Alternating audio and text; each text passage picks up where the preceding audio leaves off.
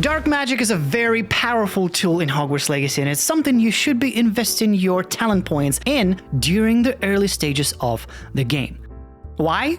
Because A, it will make your life at Hogwarts much easier, especially when dealing with lots of enemies, and we'll talk about those specifics in just a little bit, and B, your points are limited, and you're not going to be able to upgrade every single talent.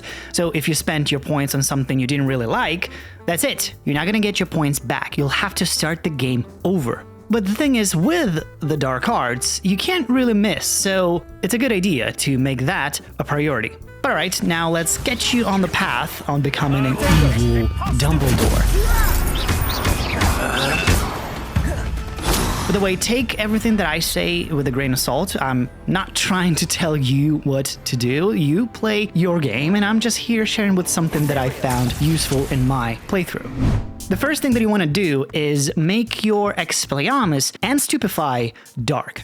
These two spells you learn early on in the game. You cast Stupefy when pairing an incoming attack with Protego by holding down the triangle button, which then stuns the enemy. And Expelliarmus is a signature Harry Potter spell that disarms the enemy. But by acquiring these two talents, you make these simple little spells into very useful dark magic spells that have the same effect as Curse on enemies. And cursed enemies take more damage, but this is just the beginning of your dark path. You want to then also acquire the Blood Curse, a very useful talent which will make all the cursed enemies share damage when hitting any of them. They don't take the fullest damage as the one you focus on, but still, it's pretty neat. You can start your battle by cursing multiple targets and then focus on just one of them, while the rest will be taking damage as well. And these talents can be acquired with just level 5 of your character, so you can get into the dark arts as soon as you get the talent tree.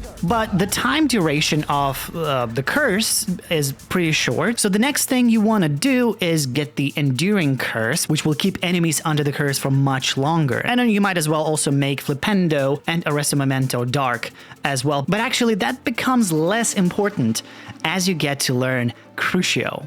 But once you do, get Crucio Mastery, which, as described here, striking an enemy cursed by Crucio releases a projectile that curses a nearby enemy. This is fantastic. You can quickly curse the entire battalion of goblins and poachers and be dealing damage to all of them at the same time.